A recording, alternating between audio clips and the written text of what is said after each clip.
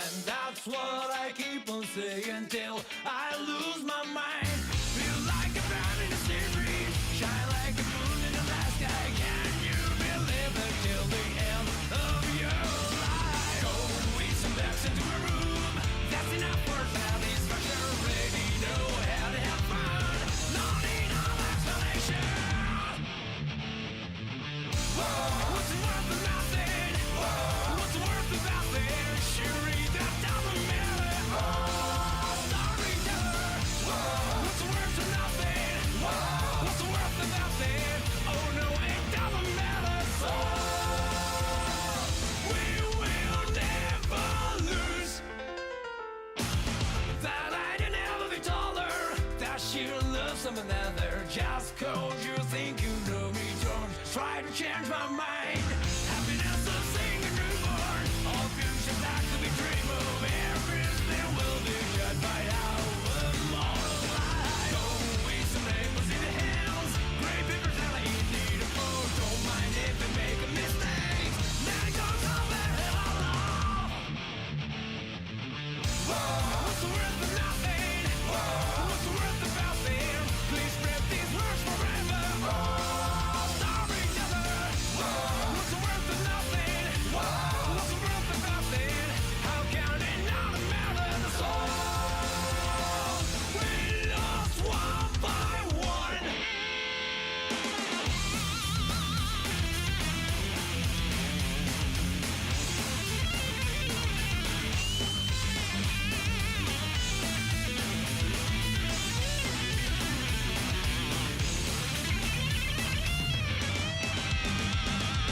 Look around, run around. There's nothing left to smile for. Look around, run around. There's nothing left to cry for. What's the worth of nothing? What's the worth of nothing? Don't ever let it fade out. Storyteller. What's the worth of nothing? What's the worth of nothing? There is no need for sorrow. Great songs will never die.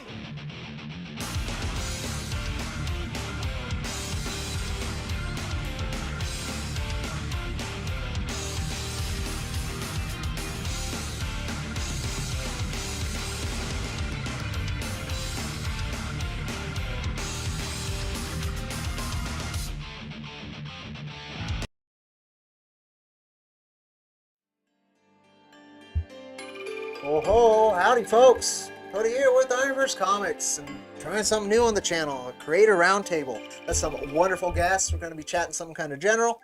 We'll just feel it out, see how things go. How you folks doing? It's a wonderful good. night tonight. Oh, Yeah, I doing think so good. too.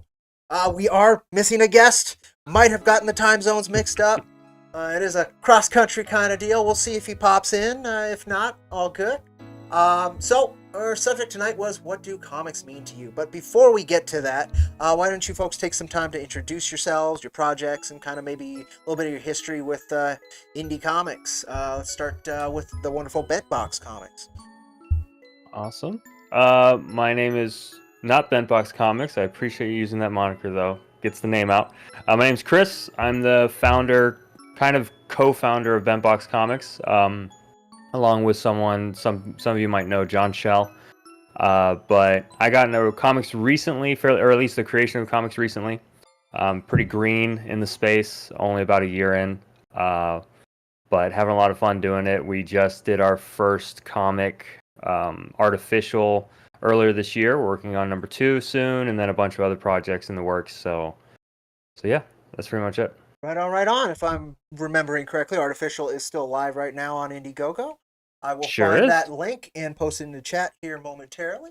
In fact, I'll do that while Mike from Catalytic Comics talks about his work and what he's up to. It sounds great. So yes, I'm Mike, and likewise, I'm another guy who's also kind of new as far as a creator goes. I've been kind of around this for a couple of years after being introduced by my friend Vinny over on the Ascendant Art podcast, who also does his Little Chad comic. In my case, also, I'm new to comics generally. Now, as a child, of course, I grew up with Calvin and Hobbes. I love that. I've got all the books. And then Yep.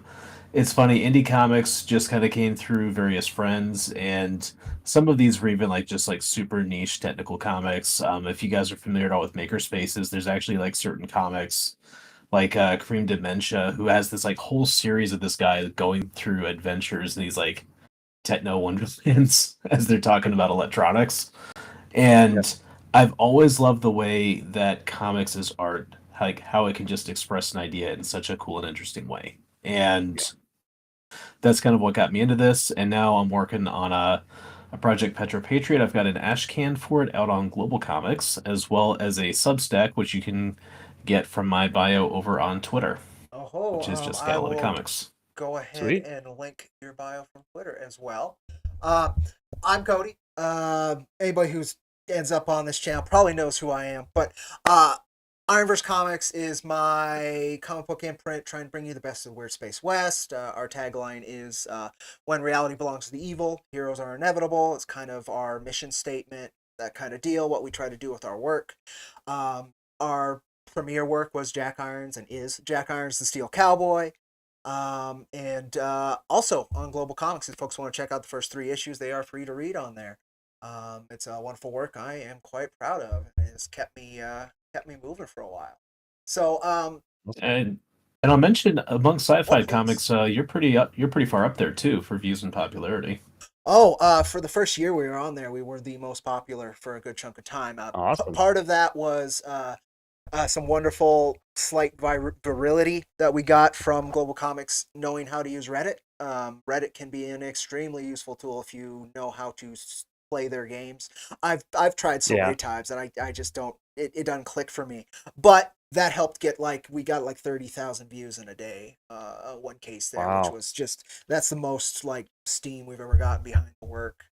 I'm very proud to be that. I really appreciate that platform in particular. I love what they're doing for indie comics and just for comics in general, trying to modernize it into something that is more likely to survive into the future instead of some very old models that we're still doing that kind of basically the same since the 20s, about 100 years old, right? But on that topic, I chose something very general, kind of benign, and there's a lot of angles to approach this. But and I'm happy to start if you guys don't have an idea where you want to go. But what do comics mean to you? I mean, I can start. Yeah, go for it.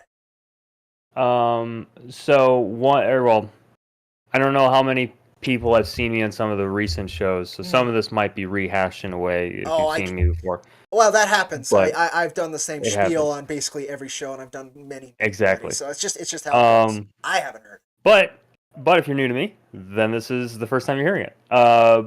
So my dad actually, a quick background for me is my dad actually worked for Marvel a long time ago. Actually, a little bit before I was born, and then a little bit right after I was born. But he was an inker, so he would ink at Marvel for a while, and then he presented that. So my whole childhood was comics. Up until I was about 4 or 5. No, probably about 7. My house had the wall behind me. Imagine the entire wall. My dad did Spider-Man versus all of his villains coming at him. Just a big mural that just looked comic accurate because he's inked stuff. So it was incredible, and it was a lot of fun. He had a big we had a walk-in closet only for comics, all of his boxes, and I think we went through it once and we made it halfway through and it was $150,000 worth of comics, a lot of first editions and stuff. So he's been collecting for a while. So comics was huge for me when I was young. And then he made his own comic as kind of his own. He wanted to create an IP, his own IP. So he brought it to the Uppity Ups and they said, "No, I need some work," and he quit. And basically his pride got a hold of him and he kind of got pissed off and left, which is unfortunate and dumb. But so after he left, he ended up leaving our family too, so that was fun. But he left when I was about 8, And then after that, we didn't do anything with comics at all. So from justifiable. I didn't. I stopped. You know, we were super into. We were very like pop culture family. So like, you know, all the movies, Terminator, Alien, like all the stuff I shouldn't have been watching when I was 7. So like, we would watch a lot of movies together. We would read a lot of comic books. We got you know, Batman. I think the first movie I ever saw in theaters was Batman, the Michael Keaton one. So that was a big part of my childhood. He left. I stopped just completely. I stopped drawing. I used to be a really pretty good drawer for my age because he kind of taught me. I stopped drawing. So I stopped all the way up until about my buddy, like I said, John Shell, started making his own comic book called The Last Wand. I would highly recommend everyone going to check it out. But issue 2's coming to Kickstarter very, very soon. But he started his own comic book, and it looked really fun, and it kind of inspired me and brought back some of that old stuff that I used to do when I was a kid and loved, you know, pulling out books and just going through them with my dad. So, and I've always been a very creative person. So, I actually used to do indie games. So I did a lot of like mobile games on your phone and stuff. I made them, but I really like the barrier to entry for comics seemed not easy, but much easier than making a video game. And I had so many stories in my head that I would love to tell that would be virtually impossible for me or me with a small team to accomplish well enough in like a video game space. And then when I saw my buddy making comics, I said, let me try. So I found a team, we got into it, and we made Artificial, which was our first comic. So I love that just the medium of comics is really interesting, and it's not, I would not say it's easy by any means, but it is really interesting, or it's fun being able to take a lot of these creative stories and be able to bring them to life through comics. And it's such a different way of because like before, having to code and make art for stuff for video games, trying to tell a story panel by panel with page turns and breaks and stuff, it's really fun. So like it's very enjoyable for me to make comics now. I look forward to every single meeting I have with my artists. We spend hours on end going over panel over panel over panel, painstakingly making sure it's as good as it can possibly be. So, you know, comics for me was my childhood, and then a lost friend for a while, you know, just abandoned. And now it's back for like an outlet for my creativity, especially that's been kind of stifled over 25 years or so, maybe more now. I'm getting old. Oh, well, that was my spiel. Well, it's a good spiel. I have maybe not so similar in start, but a lot of those notes resonated greatly with me. The barrier to entry note was a big one for me as well. What really did it for me, though, what got me to want to make comics and really engage with them as like this really important thing to me, was the and you've touched on a little bit, the potential that lies within the medium. For me, the big book that got me on it was it's called Ghost Rider Road to Damnation. The artist on it, Clayton Crane, I had never seen artwork like that before. It was just, for my mid-teen self, it was just the most badass stuff I've ever seen. You're right. It was some border between old Renaissance work and the kind of more campy vibes that I was used to thinking of comics. But it had this grounded reality and beauty to it. And that type of artwork I didn't see anywhere else. Nowadays I can kind of see some of it in like concept art for video games, but it's not the game itself, right? It's not the 3D assets or what have you. That hyper detail, that still note. So comics for me for a little bit, it's been a lot of things. The potential is wonderful. The artistic potential, the ability to get those stories out and have them speak in a way that short story writing or other mediums have a harder time doing. God forbid if you want to make an indie film off of something that's not very grounded. All those kind of things. It to me, a lot of it just means liberation for art and for imagination. How about you, Mike? I was gonna say, I know I was gonna say, I know one description of that I've heard is a comic is kind of like you're making a film, but you have an infinite special effects budget because if you can draw it, it can be there, right? Yeah.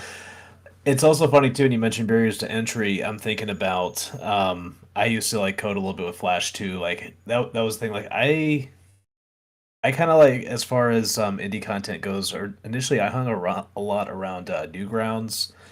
If you Yeah. guys remember the Newgrounds Flash portal, which of course is still going, right? It's just going a Yeah. little bit different form now. But it's yeah, it's kind of interesting as far as comics go. Like I said, I grew up with Calvin and Hobbes. Then also too, when we talk about kind of changes to the market, as a kid, I just always remember whenever we would go to the pharmacy to get stuff for my grandfather, they had the spinner racks there. If you Yep. remember the old spinner racks, Hmm. and so of course, like my mom's chatting to the pharmacist, and I encourage her, like, yeah, go talk to her as long as you can. I'm reading like Sonic behind the corners there, and then I guess kind of my next experience with it later was funny. Funny enough, of all things, I found my dad's old like stack of Fabulous Furry Freak Brothers, if you know that indie Uh-huh. comic. Uh-huh. Mm. Oh, no, that's old school underground. I love that stuff. Oh, yeah, that is some old school underground stuff. So that was I could best describe it as just like basically like basically three dope addicts in San Francisco just going just a lot of ridiculously stupid adventures. And Fun. but as a 16-year-old at the time in growing up in Georgia, it was kind of funny. Like it was just this like it was this very sharp contrast between kind of like what life was like growing up in right in a suburban, very conservative state versus like I'm reading this, and it was, and in that sense, it was always kind of like interesting just how wild and over the top people could just do things. Yeah. And this also kind of fed into another experience that came later, which was I got married to, and now for 12 years, been married to a very nice Chinese girl. And yeah, I've been over there 6 times, spent a lot of time with the family. And that was another case too. Like through that, I've gotten exposure to a lot of Chinese popular media. So a Hmm. lot of the shows, a lot of the movies, which in recent years too, their movie scene has gotten really good. As far as production value, like it can rival Hollywood, although sometimes like the storytelling is not always there. But Yeah. um, but it was interesting again to get this very very different cultural perspective, and then just start to see like one just the power of art and messaging generally. And then also another real interesting part for Chinese media is that there's certain directors, they actually have an art form for knowing how to get stuff past the censors over there that is actually Yeah. critiquing Uh-huh. the Yeah. system. And it's an art form I really appreciated and hope to one day replicate in my own comics. So and the key of course is right for any regime it always comes back to people. And Yeah. so, right, with very powerful people driven stories, you can really get a number of messages out right anywhere. Yep. Absolutely. Um, on that, so there's different types of comics, right? So you talked about, and I'm glad you Mhm. brought it up. I love the old underground 70s, basically just stapled together and handed out at concerts and Hmm. alongside your acid or what have you kind of comics. I big fan of just that concept, just that raw human art, and you would get just Oh crazy man, stuff being put out. I'll tell you what, if you go to getlofi.com, I'll type it in the chat over here. That there's still a guy who does something like that. The guy's name is like Cream Dementia, and like I said, like he's got some just very, very wild, vivid comics, even though it's in black and white. And some of his products you buy, like he ships the comic as the instructions. So there's no actual instructions. Like you have to like read the comic and like go through this guy's Hmm. story Okay. about these this kind of like post civilization world of like people going through like the Toys R Us like junk mounds and like harvesting electronics out of it and stuff like that. It's really wild stuff. So I'll have to link that for you. But yeah, Yeah. for me again, and that goes back, is it's a extremely liberating medium. Any story you want to tell can be told. You can go back to the '90s where the real heavy the oh god the Satanic Panic was coming back up, and we had Glenn Danzig launch a comic book imprint called Verotic, and that was just so that he some edgy stuff was still on there, and to make sure that comics as a medium for the Western audience was defined heavily. But was less rigidly defined, I guess, is what it is. Howdy, Josh. Welcome. Let me get you on up here, brother. Thank you for stopping on by.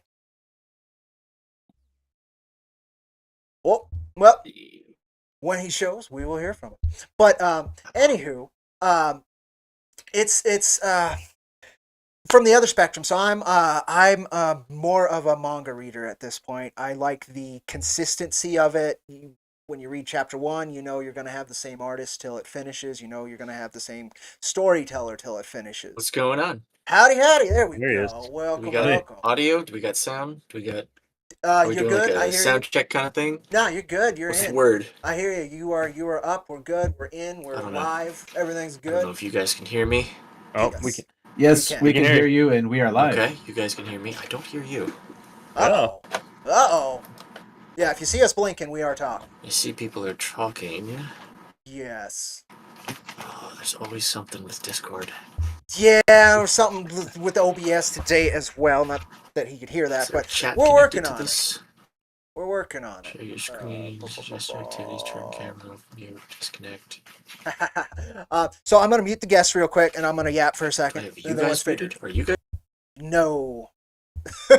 No. So now you folks are muted, but there you go. So anyway, for me, that consistency, that liberation, the ability for an artist to lean into a long form type of storytelling is super inspirational. Now the work conditions under it, a different story, but the actual artwork that gets manifested of it, like, it tends to touch me in ways that film and very few music is about the only thing that does it or comes close to it. And comics, okay, there we go. Now I'll unmute you folks. But anywho, welcome, Josh. Welcome. Sorry we got the time zones mixed up. No. I thought I had it right. I thought. Are we like live right now? Yeah, we've been live for about 20 minutes. Oh, okay. Sorry. Yeah. No. Yeah, I no worries. thought it was 3 hours ahead for me. Yeah. No worries. None at all. So, we were just again the subject on the panel today is what comics mean to us as individuals, and Mike and Chris here, if you haven't met them as well. This is Josh from Animations. If you want to tell the chat a little bit about your work in Science Wizard Comics and all of that. Well, I would say, like, as far as on the comic side of things, I'm more of a Science Wizard Comics guy. Manimations is for animation. I keep the two separate. They're two very different things. And Manimations is a lot of like shitposty kind of stuff, and Science Wizard, we're making serious, or well, some silly, but we're making actual, honest to God comic books. I have a couple here on the rack. The one that I'm working on primarily, Pineapple Pizza Man. That is the effort of myself and Theron Kurth. And then, of course, we've got One Pool from Troy Torres that we published. That was our first comic. Pineapple Pizza Man's looking to be our second that we'll be releasing. And then we've also got a secret comic in the works. We've got Chicken Warrior with Smack and Kraken that I'm also coloring. And I'm doing the lettering and the writing and the editing for the secret comic. And then, of course, there's going to be One Pool 3 eventually. So hopefully we'll have news on that before the year is up. Fingers crossed. Killer. Well, we all went and kind of defined what comics mean to us. If you want to pick that on up, and then we'll keep the chat going after that. What do they mean to you, Josh? For me, I would say comics is a perfect form of communicating the wildest ideas that you can possibly have. Because there are no limitations to what you can do with comics. There are no people saying like, "Whoa, we can't draw that. We don't have the budget for that crazy idea." If you could think it, you could write it, you can draw it, and then you could convey it to the world, and they can enjoy it exactly as you intended it to be. And whether that's we'll leave the budget stuff up to Hollywood. If they want to adapt something and worry about all that stuff, have at it. But for us, we are untethered, and we are, essentially gods of creation with no limitations. Like we're not stuck to just the writing. We're not stuck to just the art. We got both working in conjunction together. Anybody can pick up a comic book and understand how it works and enjoy what you do, provided that you do it right. I mean, there are obviously there is a wrong way to make comics, but I'm sure we can get into that another time. But that's what it means to me, like unparalleled creative freedom. Seems to be the underlying kind of theme that we got here is liberation, artistic liberation, which is I 100% agree. For me, that artistic liberation then means a lot to me for personally. It means a lot for me socially. It means a lot for me. I can even go far spiritually because of how important it is to me. But that liberation is the key fact of it. Is that you can go all the way down to the 4-panel kind of comic strips and how simple the artwork in that can be and how enjoyable your 5-10 seconds reading it can be. Super liberating. That was no budget. It just was intelligence applied to a page to frame something and communicate something. I totally agree Absolutely. that they are a beautiful artistically liberating piece of work, and for me, it's a very old one. I'd say almost all the way back to cave paintings, where they were just trying to make sure they can get the hunt right, so they draw the hunt. It's a very, very old and very, very wonderful medium with so many different expressions. We were talking about underground comics from like the 70s and 80s, where it was just black and white stapled together, handed out to friends at concerts kind of deal, to the more corporately led ones where you got a bit of a budget, but it's more controlled, and you have these massive IPs that you either need to live up to or are at least expected to live up to. And then you've got all kind of guys in between that yes. It's just they decided that, hey, instead of just doing written instructions, like let's just or like writing out essays. I'll tell you what, another one, and this is a political comic. It was called How an Economy Grows and Why It Doesn't.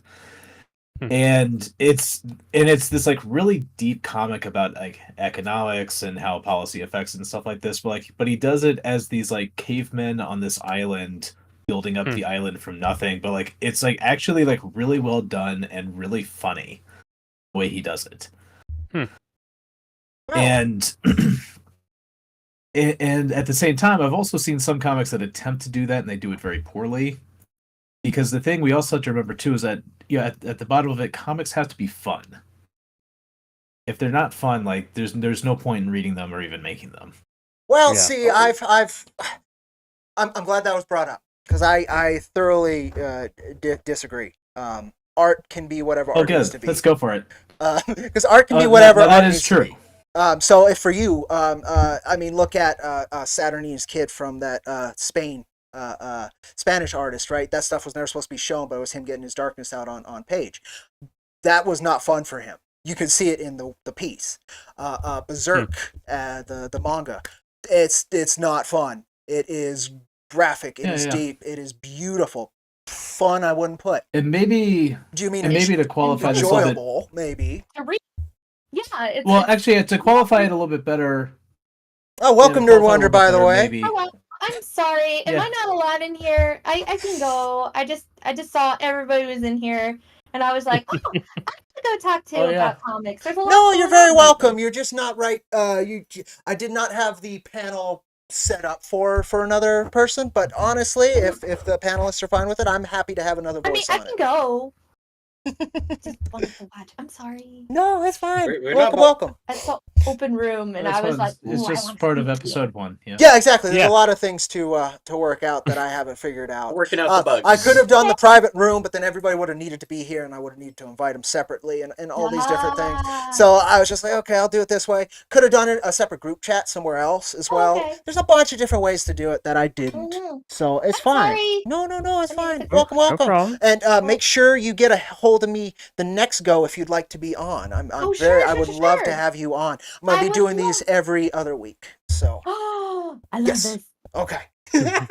Well, thank you and always welcome. Thank you again for everybody's patience and stuff. This has been something I've been thinking of doing for a long time, and I just didn't have I'm going to use the Yiddish, the chutzpah to do it for a long time, and the get go and the drive. Absolutely. And I've been wanting to. So again, thank you all for your patience. For the viewers who are checking it out, thank you as well.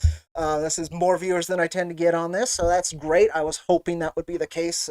There was a Yeah. surprising amount of interest in this. So I was Awesome. very, very glad. Yes. And that's another part of what comics mean to me. People that this word is defined differently by different people, but it is a wonderful community of artists, and that's what I found Yeah. every time I've engaged with it. Now there's Absolutely. been other parts of it not so fun, but that's just people. Like so Yeah. it's nothing I'm ever too surprised about. So anyway, yeah. Human nature. You can't win them all. No, not at all. Nope. No matter how much you try. No, not Yep. at all. And I try very hard. But Yes. anywho, And I also want to bring back the this question about Yes. when I said comics are fun. Yes. Now you're right, and I should have clarified that. yeah, Because you're right. This is also early on, like when I was like learning to write, right, learning to write for comics. One thing I actually did not understand that well at first, and I've since started to learn is, when you write, you have to think about what the reader is feeling, right? And so Mhm. if you induce the right feelings that make someone says like, I want to read this, you're right. Like those are comics that will continue to get more readers because right, there's some need that you're meeting, and it could be that it's just fun. It could be that you're looking for inspiration. It could be that hey, you're in the same dark place and you just want to, and you want someone who's gonna like get down in there with you, either because you want to go down in there with them and then come back up, right, and see like okay, there is something on the other side, or just you just want to just go there and be there, right? Mhm. And and the key is that it's not that you can dictate what the reader will feel, but it's more that if you can understand the reader and you can take them a place that they want to go, right, they'll go there with you. yes, Yep. exactly. And so instead of fun, I use the word maybe enjoyable. Because Yeah. I've gone through many like books that were supposed to be fun, and I did not enjoy myself because it was poorly constructed, right? So I'm totally with you on that as well. I think they should be enjoyable for whatever catharsis or Yeah. whatever you're looking for. And since if you're sticking around, nerd, do you want to talk about what comics mean to you? Get Sure. your icon on the stream as well. It's okay if you can't put it on. Don't worry about it. I got it. No, I You got don't it. need to worry about it if it doesn't show up. I mean, I don't want to be rude or anything. No, it's fine. I just came in. I was like, "What's this? We talking about comics? I love comics. Like you could just put me like creeping out on the side. Like I just came out of nowhere, which is kind of what I did. I just kind of like poked my head in, so you could just like put me on the side wall if it looks weird. Yeah, you could just like stick me under like I'm peeking out from under the table or something if it makes me feel better. Totally. But what do comics mean to you, nerd? comics mean a lot of different things to me. Specifically as a kid, I've always wanted to go like I like telling stories and I like drawing. That was always when I was a little kid. And I always thought, wouldn't it be great to write a story, but it's all just pictures? And so I guess even in the beginning I was really interested in comics since it is just it's a beautiful visual piece of literature. They mean so many different things to me since it's been throughout my life and it's always been a high passion for me. It's art that is on every single page. Instead of just a book, it's not a picture book either. It is a story being written with the art pieces inside, I guess. I'm trying to be very poetic about this, but it's failing. But comics can be multiple different things. I mean, we have regular superhero comics, we have historical comics, we got pulp fiction comics, we got horror comics, we got romance, like every single genre under the moon. And then yes, manga counts as comics. I don't believe in anything that the industry says, like manga is its own thing. No, that is a freaking comic book. It's just fatter and different. Okay, we're just gonna have The only possible difference is like sometimes like they often do the page sizes a little bit differently, Yeah. but whatever. I mean, at Yeah. the same time, like you can pick up Elric and they've got much larger than normal comic pages too. Yes. So Yeah. like, Yeah, no, and you what have does it matter? the entire European comic scene from British comics, French comics. Yeah. There's a lot of Yep. different versions of it. I use comics interchangeably with sequential art, but sequential art you can consider film that because it's frame by frame, right? So it's basically just establishing a term that whoever you're Yeah. talking to can agree with, and for me, comics is any of those drawn sequential art that is paneled, right? That's what I think. But at the same time, here's another one. Are children's books sequential art?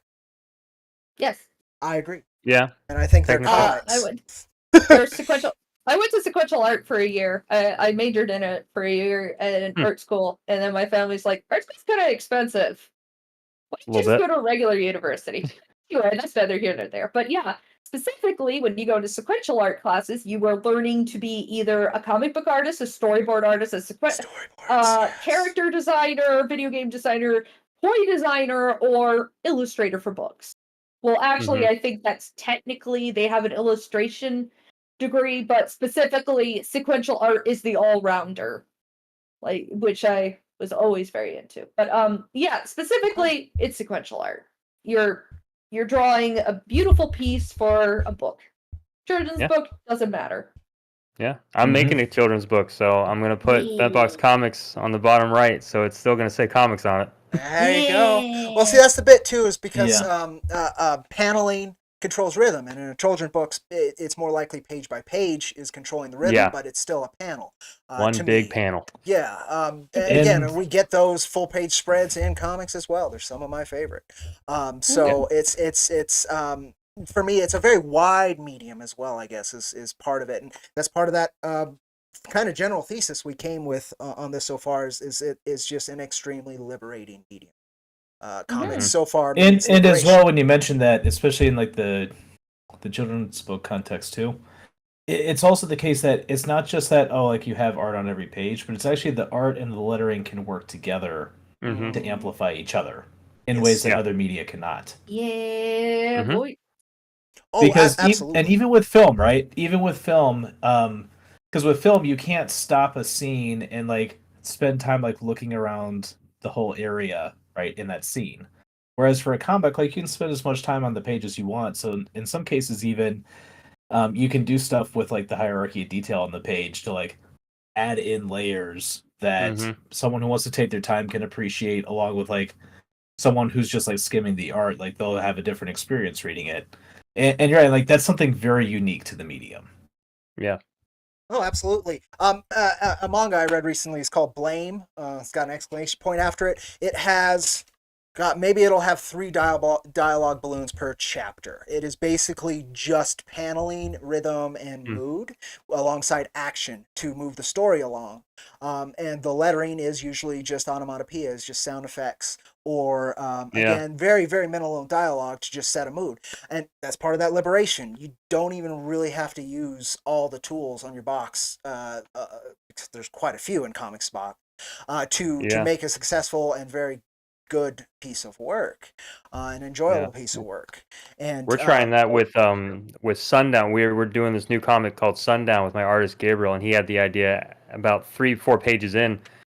Artificial has a decent amount of sound effects, so you have your blam and your slam and your all your ams, and then with this we had this axe cutting through a tree, and I'm like, just make sure you put thwack on the background with all the wood spot coming off it. And as we're drawing it, I'm like, he had the idea, which is why I love him so much. I gave him full creative liberty, where he goes, what if we just don't do sound effects for this comic? I was like, let's make the action panels as expressive and engaging as possible. That way the reader just fills in the thwack. Like, you don't really need to put that. It's like it's an axe flying through a piece of tree. It's like, you know what I mean? As long That as we can, touches. as long as we can express it, That you don't need touches the quack. on one of my favorite mangakas. That's his thesis. He thinks that the sound effect in the reader's mind is always to be more accurate. So if he's So we're depicting trying an that. avalanche, he'll do Mm-hmm. buildings falling or crumbling, things like that, Yeah. where he's trying to communicate it that other way, and another sense of liberation. I think, And it in some is cases too, beautiful. instead of sound effects, you can just write what's happening. Like you can just write Mhm. slice. Yes. Yeah, that's true. It'd be fun to come up with your own sound effects too, though, or Yeah. even like think outside the box. You know, I have quite Yep. fond memories of the Zocs and Zorks Yes. Mhm. Yes. of old Yes. '60s Batman. You know, and I Yeah. like to pay homage to that every once in a while with what I'm doing. For sure. Yeah, Well- and sometimes too, like certain more complex things, it's like, what is this thing supposed to sound like? Yeah, And, it's like you're a Foley artist for like a movie. You're like, should I slam two shoes together and try and figure out what that sounds like, and then write it down somehow. It's kind of a weird thing. And my wife has come in a couple times as I'm writing a comic book, just to myself muttering, "Wham!" at AAAM question. I was like, I'm not really sure what this would sound like. So, yeah. Yep. Oh, absolutely. And that's another angle of liberation, is within the language you can use in comic books, Mhm. or the lack of it, which I was talking about earlier. But it's again, it's such a very personal link to your imagination as a person, but also as a collaborative art. And that's honestly my favorite part, is when the sum of the parts is greater than the whole, which is almost every Mhm. time in any collaborative work, but particularly my experiences in comics for that. And the getting the page back after you imagined it a certain way and you have an artist who Yeah. actually knows what they're doing, completely changes how it looks, but communicates the idea better, is just, it's so rewarding. For and sure. and as that, I don't know, that feeling's grown over the years. The more I've released, the more a rapport with an artist, the more that has, bring it back, means something to me, both as a person, as an artist, as a right now podcaster, as a attempt to be part of the, again, I'll use this word, community of comics. There's so many amazing and very positive things within this medium, and I am just so grateful to be a part of it. It means a lot to me. Yeah. Can I tell a quick story about, because you mentioned the collaborative part of it? Oh, please. That's my favorite part by far. So I mentioned this before we started, but I have my artist is in Brazil and my colorist is in Mexico. And we have they're both super big into pop culture, so we have a lot of stuff we can kind of bounce off each other and references that they all get and understand, and then some that they actually get together that I have to be like, what? And it's just really fun. But when you mention how sometimes things exceed your expectations when you're working with a group, because you have a certain idea for it and then you try and translate it to your artist or colorist, and then they interpret it a certain way and then bring it back to you, and sometimes it's better than what you even imagined, Yes. and sometimes they put their own Yes. little spin on it and you weren't expecting that, and then if you're a good collaborator, you run with that, because that's now better than your original idea, and you have to be take pride out of it and be like, this is better now because of you, which is amazing. But it was a funny story that I wrote a character in my comic Artificial about. His name's Paul. He's a real life person that hated Vincent van Gogh. They were rivals, and in real life, and they just constantly bickered and fought. And I wrote something that said, "Hey Vincent, you paint another pretty picture."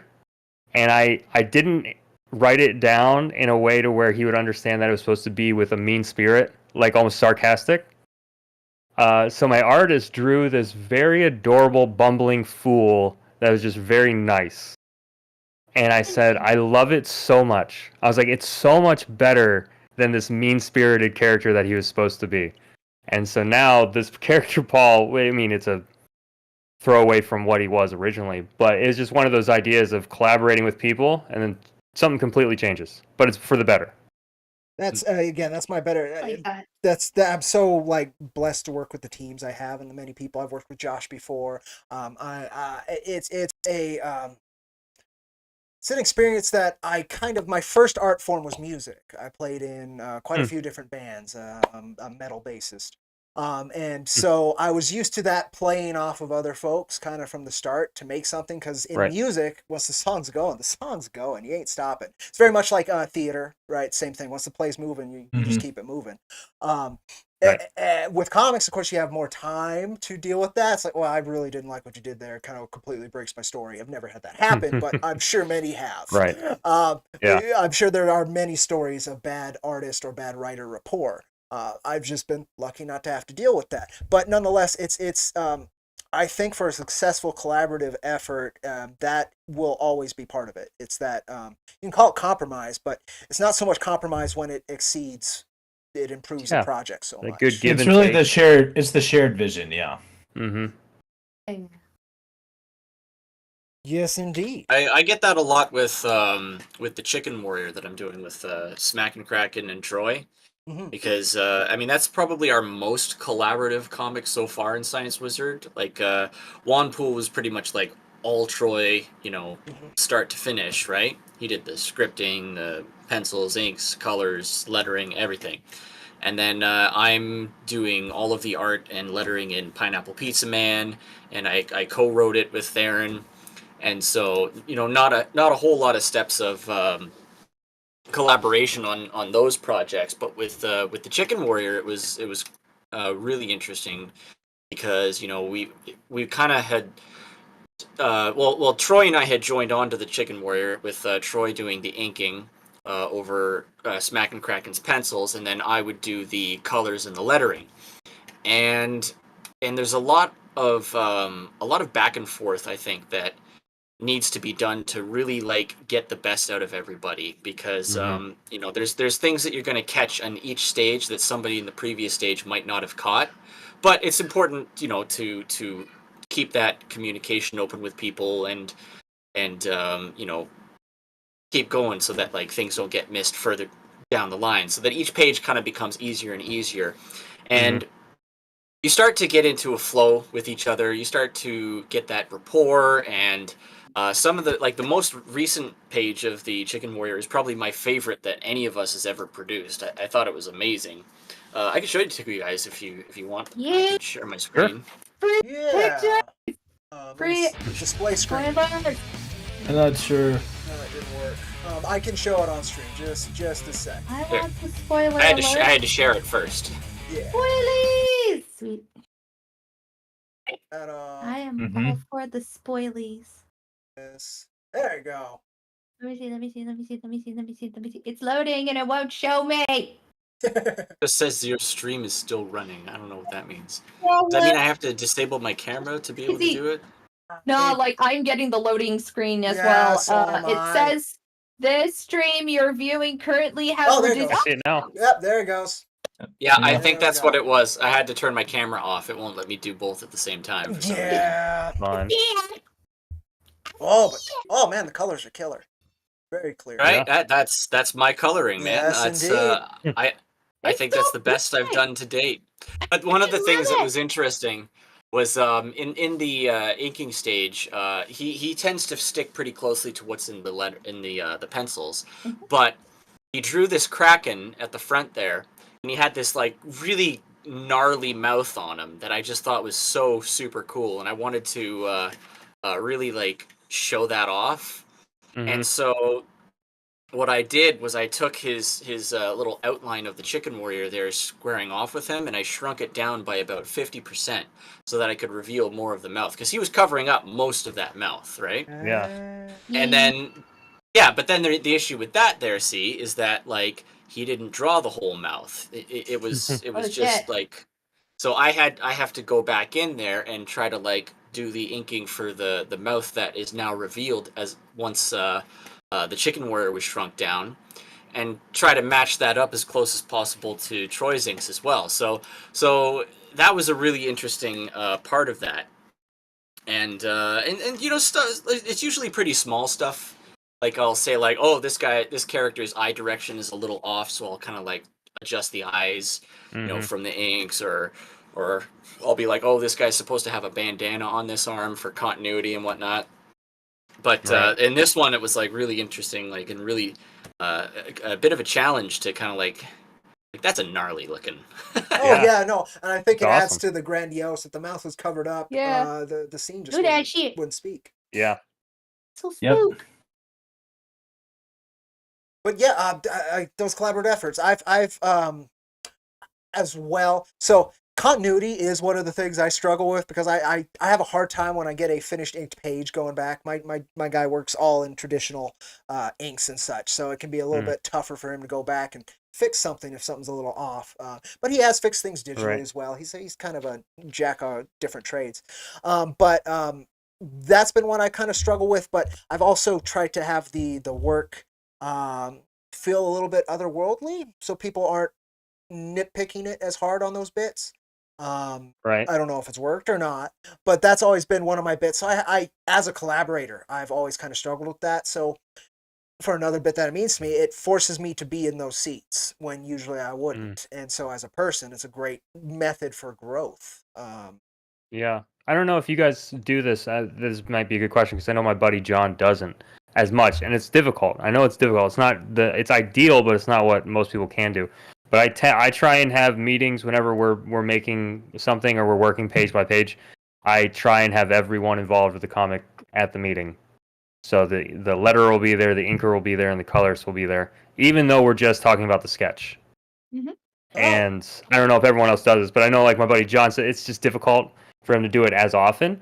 But like my colorist Sergio, he's always in when we just went over sketches for Artificial 2, and it's fun having him there even though he's not technically involved yet because he can see what the direction is, he can give little input, and then he can also just have it in mind what's in our mind as we're going through the inking. That way whenever it hits his desk, he's just good to run with it, kind of deal. And then whenever his colors come back, inkers, letterers, we're all part of the meeting when we go over everything.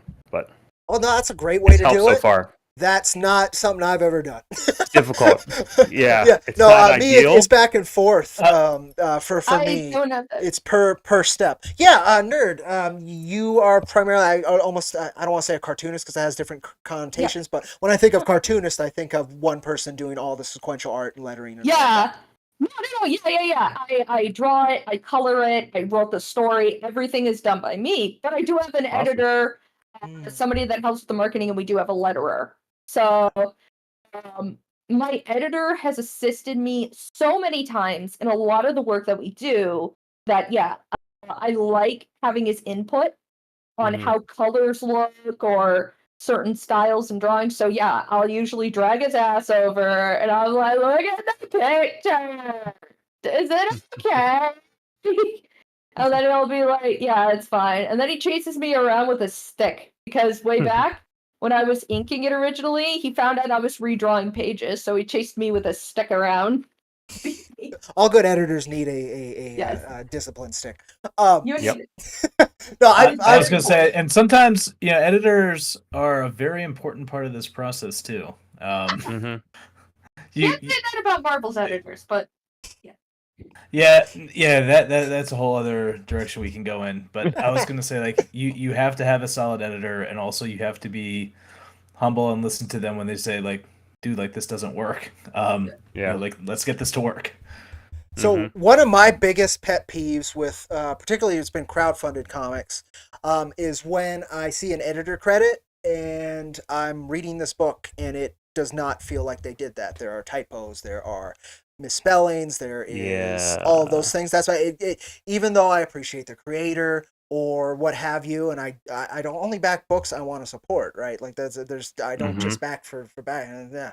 But it's that is the thing that pisses me off the most. Like out of all of Yeah, it, there's it's just like actually why I is did there one a credit there? Why? I Like, recently read one that had a credit, and I don't. This might be taboo or something people don't want to do. I just don't have enough of care for that. I'd rather just be helpful. But there were so many typos in this comic that I actually privately, I didn't want to do it publicly, but I privately just DM'd the creator and said, "Hey man, I know it says it was edited." I was like, "But here are 4 typos I've seen." I was like, "Just want to make you aware of it in case no one else has. So if you want to reprint or anything, this is totally just me trying to help you." I was like, because if no one else has said this to you, you need to know that way you don't just reprint with typos. and we ended up having a meeting about it, and he was super thankful about it, which was cool. It was a like praying he has a good reaction to what I'm trying to do moment, Yeah. because he could have came off very pissed, but I was trying to come at him very like kind-heartedly. I was like, it says edited, but it wasn't very well edited.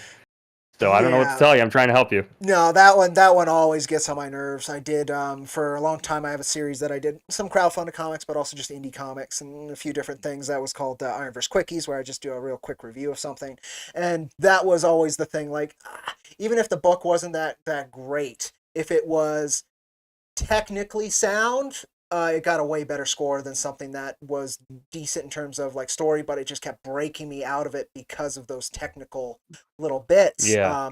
Yeah. But even more so when there was somebody whose job was that. And now it might just be a buddy who's actually just a beta reader, right? But they wanted to be Yeah. friendly and then put an editor credit. Fair enough. Yeah. And in this space, there's plenty of room for that. That's fine. But if you're aiming higher, if you're trying to do consistent work and you want to, keep up with the Joneses, quote unquote, that level of editing is to me unacceptable. It's rough. That's my biggest one. And as I said, a good editor keeps you on track. It keeps the Very important. book there. It keeps the other bit that they should do that I hope happens plenty is they should keep your perspective clear. Once you're in a book, I can't tell you how many times I've read like these pages again and again and again when I'm checking them after the lettering and stuff. And me, the artist, the letterer, the colorist, all miss the typos. And it's been through all of us multiple times. Just because we have seen this page so much that the brain is just like, that should be there. And that's the editor's job, is to look at it with the cold distance to be able to be like, this is what this looks like. And this is what it should be. And whether you take it or not, that's the artist's choice, but that's the role. And so when that role is credited but not given, it bugs me like almost nothing else I've come across in comics. I understand. Like even bad art, like I don't care compared to that. Yeah. The most important thing for an editor is to be able to help you write the story. At least that's how I feel. I've had editors in the past that just do spelling corrections and stuff, but they won't admit if they don't like the story or premise, because they're like, I just thought it was going a certain way or something like that. It's like, no, I need you to be honest. I want you to tell me when things don't look good. And I'm very grateful to my editor because he assisted me many a time while making my book. Yeah. Yep. And I know one thing also the editor I work with has suggested to me is to put everything into either like a spreadsheet or a flowchart for all the story events. She's like, I want you to write out like every story arc, right? I want you to like write out the events so that you can also like see and check on that what you're setting up at the beginning is what's going to pay off at the end. And right, these all sound like very obvious things, but when you're actually in there doing it, these are easy to overlook, or you think you're communicating one thing and it's actually something else, and that is the value of the editor. Yeah. Oh, absolutely. And again, as part of that, it's a beautiful, freeing, collaborative effort. Basically, no matter what, even if the collaboration is just between creator and reader after the product's there, right? After they're reading it, that to me is a collaboration, because that it's just a bunch of pieces of paper sitting on a table if it's not being read. And so that bit, I mean, there's so many. There's the marketing, there's networking, there's all these different facets of this that help. I mean, it is a lot. So part of that liberation is responsibility, right? That's the other bit. And if you're working in a collaborative manner, you have responsibility to other people directly, right? And so again, freedom and responsibility usually go hand in hand. And both those things I think are very good for the human soul. And again, that's kind of what it means to me. What I'm going to do, and if anybody has anything else they want to talk about, we can go for that. But I'm going to go ahead and ask chat if there are any questions for any of our panelists or for all of our panelists. Please go ahead and put those in now. We'll hit them as they go. But does anybody else have anything they'd like to kind of say and talk about in terms of, what comics mean to them? Oh. I was gonna say, I mean, I've started like I said, I'm like a little bit new to the medium, into a lot of the classic titles. So part of what I'm doing is like I'm studying a whole lot of stuff, and also it's kind of funny is me and the artist I work with both, that's Dave Schmeling or Brolonks over on Twitter. it turns out that even though like he grew up in Germany, like we both grew up watching Batman the Animated Series, Hmm. and we've got a couple of just like random pose references in there, kind of like paying homage back to it. But but one thing that I've really have just gained an appreciation for is like I went back and I read like like the earlier Spider-Man comics, like starting from the very beginning. Um, Going back, also like I love Luke Cage now. Reading a lot of the Hmm. classic Luke Cage, and the thing is like these were some really great stories. Like Spider-Man, it's not just that you read it because it's famous. It's like you read issue 1 of Spider-Man and you see the scene where he finds Uncle Ben's killer. Like you Hmm. want to read after that. Like it is like it's so gripping. And it's just it's really amazing what some of the giants in this industry have done before.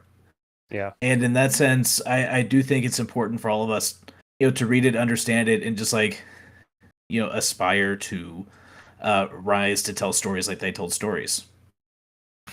Oh, Yeah. absolutely. I agree with that 100%. I try very hard for that. Comics is Hmm. one of the mediums that continues to pull me out of dark places and to explore those with the proper perspective. And that means quite a bit to me. And so what I try and do is pay that forward with my own work and what I want to say as a artist, creator, what have you. Um, One of the questions in chat, and you did answer this, Mike, but I kind of want to elaborate a bit on it, is flowchart for the issue or the series overall or both? You answered both. I do not work that way. My co-founder at IronVerse Comics, he has written like 260 issues. He did the flowchart. He did everything to finish his story, Cactus Coyote. He knows how it's going to go. I'm the complete opposite. I have to write in the moment of what I wish to do, so I can't quite operate on that framework. Usually, I just pour it out and place it. So I've seen the benefits of that, and I've seen how, Hmm. again, that liberation is. But then I have a responsibility of making sure that is executed properly. Still, whether I'm using Right. a framework or not, I still have to make it work. And so one of those, I guess, what I want to elaborate is how do you folks go about building your books? I'm not like that either. I like you said, I completely appreciate it and understand the purpose and the benefit behind it. I've tried it. I've just my brain doesn't really work that way. It just doesn't. I'm trying to when I write something, I can't really stick to a flow chart. I could, but when I write, normally I'm similar to you. I have like a point A, point B, and point C, like beginning, middle, and end, and then whatever happens to me to get there is how I write, and I just kind of, and it's more of almost like I try and almost role play as the characters as I'm writing, especially if it's a very heavily character driven book. You know what I mean? Hmm. If I'm not 100% sure what my ancillary protagonist would do in this situation, when I'm mapping it out, then it's easier for me as I'm writing to be like, okay, this is what the main protagonist says. The reaction to that would probably be this, and then Yeah. and then it kind of leads the story that way, which has gotten me into a couple different dead end areas where I'm like, okay, well, now we have to move the story correctly and well. But I'm definitely similar to you in that regard. Hmm. Yeah, and when I talk about the flowcharts, it's also is I think just a type of note taking as well. That'll Hmm. say like, hey, like, um, for example, like there are certain types of mutants that exist in my stories. Like, well, where do they come from? Why are they there? Right, Right. right, Um, or likewise, when I wanted to build the city a certain way, it's like, well, why would they build this like network of towers? Like, why don't they just build it like any other city in the world, right? right. And that was the interaction with these same mutants. And so I'm like, okay, well, something happened beforehand that led to this, and even if we don't like write it a whole lot in the first issue, I need to know what that is and why it's there, because right, those questions may come back up as the story unfolds. So Right. you have that, or you have like, why are the main hero and the main villain enemies? Like, did something happen to them before? Right, and it's just a lot of those basic questions, and yeah, so like the note taking style is, I'll just say like, okay, right, like at this time before, right, this happened, and then because it's just part of just sanity checking, right? It's just like, does Yeah. this make sense once I bring Mhm. it back to my story? Now, when you talk about it evolving, though, that's also true because I've had to edit everything as I do this first book.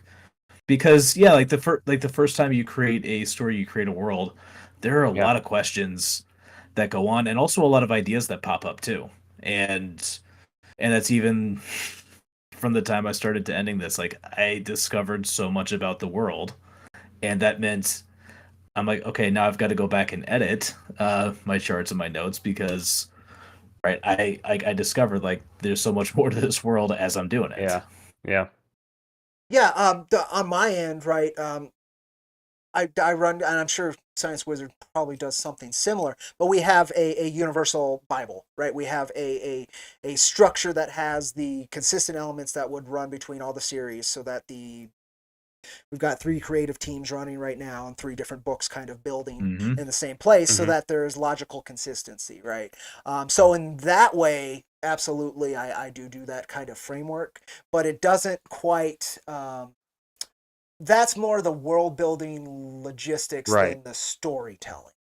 Right. And so from the storytelling perspective, that's not so much for me. It does help Mhm. provide the guideposts and the other points of interaction, for instance.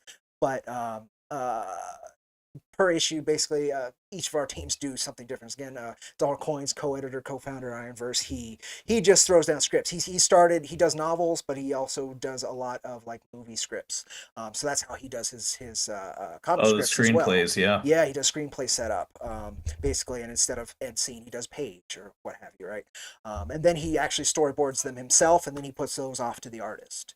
Um, Mm. and so he's got that more clear flow than I just with my kind of loose script. Here's some, well, not that loose. Everything's there, but here's Yeah. this, and here's some images, some references, and such in the script for the artist. And then he brings back pages that are built that way, and then 95% of the time I am adjusting, removing, or rewriting to the page that comes in. Um, Same. Yeah, I'm pretty similar with Yep. that too. And a lot of my scripts are very, Oh, but it's only because Gabriel, my artist, is really good at interpreting things, and because I know that whatever I give him, 9 times out of 10, he's going to come back with something better, or his interpretation of it's going to be a little better. So a lot of my descriptives when it comes to paneling are like point of view from over the shoulder of this character, and then what might be going on behind that. And then I give him full. I was like, whatever poses you want to put in there, whatever, you know what I mean, and it just works. But that's because I'm trusting him. So if I were to work with a different artist, it might be a little different. But just our rapport, like we mentioned earlier, really benefits and for this style of storytelling. yeah. I know a couple times David will even just like come back with a very different looking page relative to the Hmm. script because because they'll say like, oh, like I see this is what you're trying to do, but like, hey, what if we do it like this, right? Yeah. And I'm like, man, like that's better than I first thought. Yep. Which is And on that awesome. note too, since you mentioned screenplays earlier, I'm gonna drop a link in the chat. This is from the Script Lab, but it's what they call the 8 sequences, and that's a question I'd also like to throw out to the group. How do you guys structure your stories normally? So if you know 8 sequences, you take the 3x structure and like you break it down into another set of formats. So and then each sequence is kind of a mini story inside of the main story. And I know like of course that's a really highly structured one. I know for Hollywood films like that's a very standard Hmm. film structure. But of course, right, comics we have a lot more freedom to do it. So I'm curious how you guys structure stories. well, I can I start. Yo, no, go for it. Go for it. oh, I just kind of flesh it out. Like I have an idea already in place. So what I do is I just kind of work with that by, I guess what I call, I guess it's kind of like that where it's like I make a skeleton. So I know the beginning, middle, like stuff that happens, and then the end. And then you put on everything else till you make a whole body. Hmm. So you put in all the guts, then you put in the blood, and then you put in the meat and the skin, and then wham up. So it's like, oh, I flesh it out a bit more. So it's like, okay, so there's this premise. They go here, but why? Well, then we have to write about that. What characters do they meet in these sections? So then so forth, so on, and then I can flesh it out, and then I can fully kind of write a script based around that. kind of Mhm. thing. Like, okay, Mhm. so this is the part where they do this, and but what's over here, and what characters do we meet up with? Who's important? Mhm. Mhm.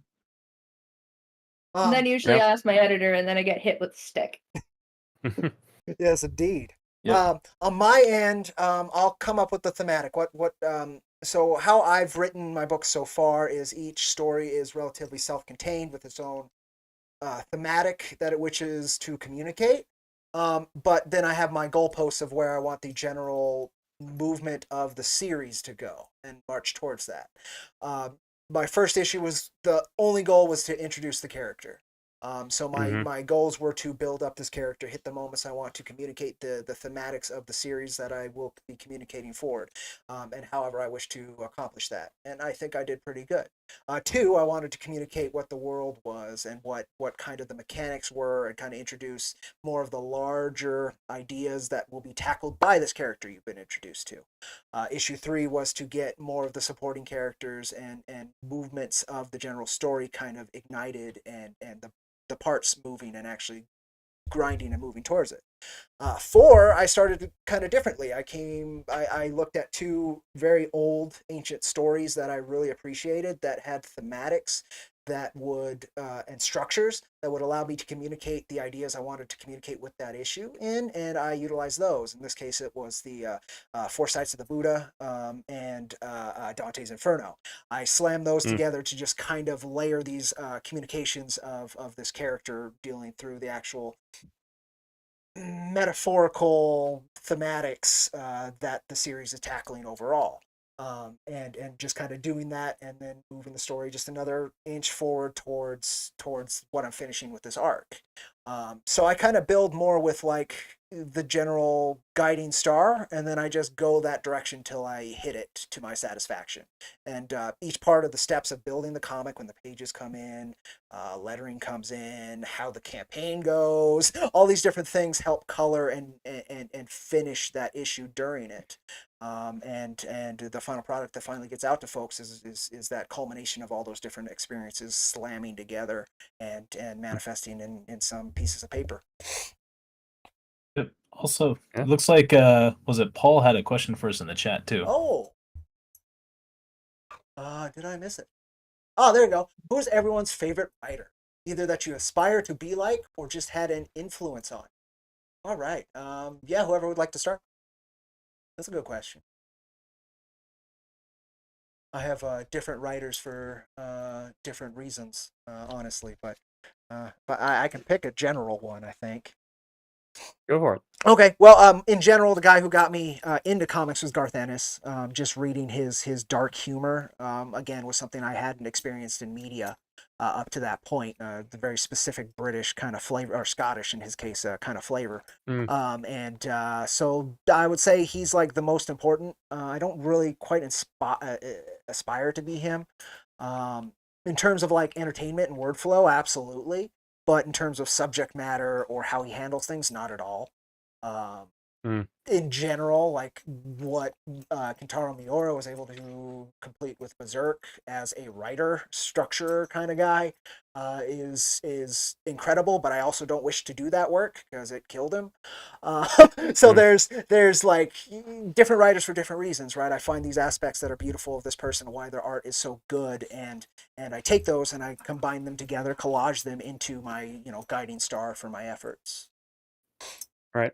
Nice. Anybody else? Let's, I don't know. No favorite I was gonna writers. say. I'm trying to think.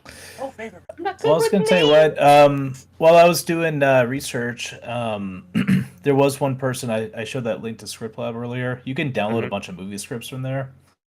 And I remember for the research, like I was just like reading over some of the great sci-fi ones. And I'll tell you what, the Wachowski brothers script for The Matrix It's was so really good. cool. Yeah. Oh, Like the act, like just reading the script separate from watching the film. Like it's Do you just ever it's so do you ever fun to see read. those videos that pop up that do script to film where they have the running script and it's a slow roll and then they show the scene happening above it? There's a You know, YouTube channel that I've does not it. seen It's those. it's so Okay. enjoyable to watch. But if you like scripts like that, because you kind of see it and you see each word, and every time they take a liberty, even the actors, with like a word change in this, from the actual script to the screen, it's just really enjoyable to watch. But I watched one that had to Yeah. do with the Matrix, and it's just super cool. Yep, and it's not just like the dialogue part of it, but it's also like as they're describing the scene. Hmm. Like I'm looking at the opening scene again, and like there's that part where like Trinity is running over those that angled roof.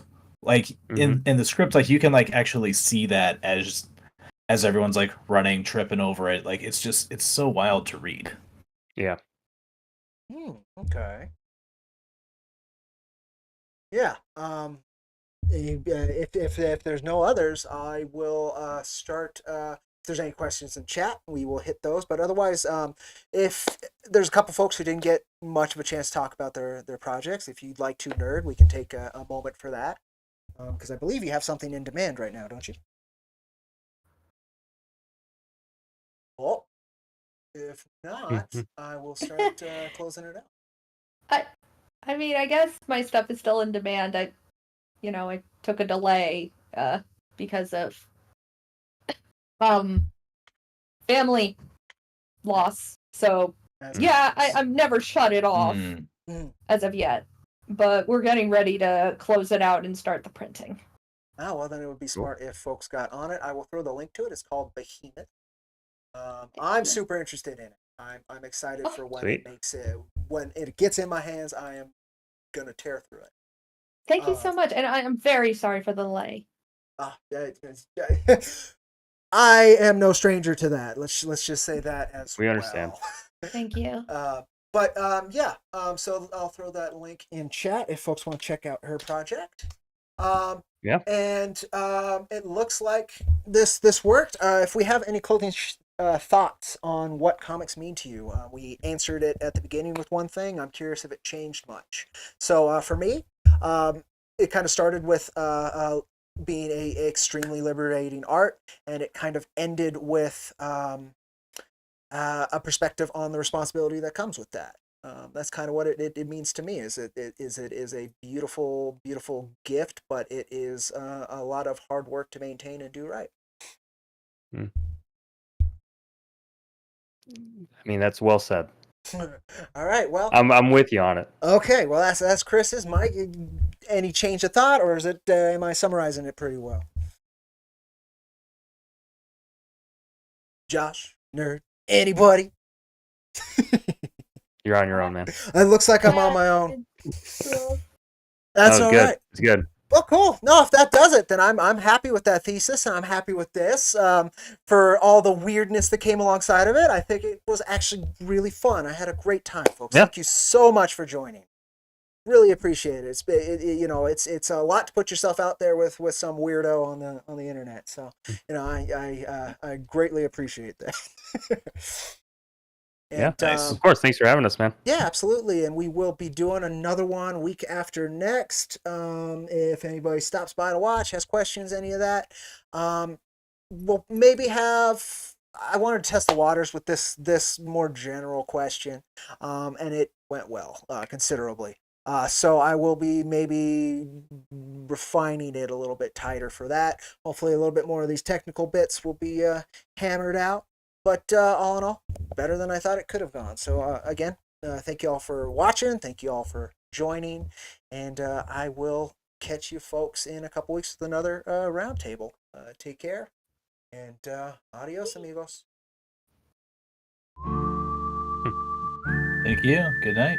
Thank you guys so much for letting me join. Absolutely. Of course.